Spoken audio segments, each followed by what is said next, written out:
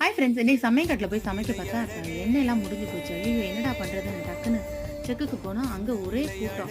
எல்லாம் எள்ளு, கடலை, வேப்பமுத்து, புளியம்பழம் எல்லாம் கொண்டு வந்து கொடுத்துட்டு எண்ணெயை வாங்கிக்கிட்டு இருந்தாங்க. நமக்கு எண்ணெயெல்லாம் வேணாம். அவங்க கொண்டு வந்ததில் எது நல்லா காஞ்சிருக்குன்னு எள்ளையும் கடலையும் வாங்கி அண்ணன் இருந்தாங்க அதை ஆட்டி கொடுத்துருங்க, ஆட்டி கொடுத்துருங்கன்னு சொல்லி சொன்னோன்னே எள்ளு ஆட்டுறதுக்கு கருப்பட்டி அப்படி இல்லைன்னா வெல்லம் வாங்கிட்டு வாங்க, ஆட்டி தர்றேன் அப்படின்னு சொல்லி சொன்னாங்க.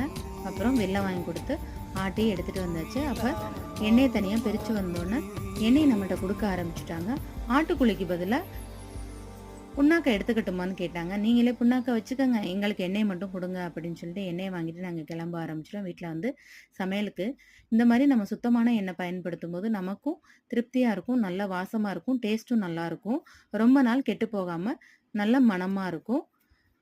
தேங்காய் எண்ணெய், கடலெண்ணெய் பொரிக்கிறதுக்கு, நல்லெண்ணெய் குழம்புக்கு யூஸ் பண்ணிக்கலாம். பாய் பாய், டேக் கேர்.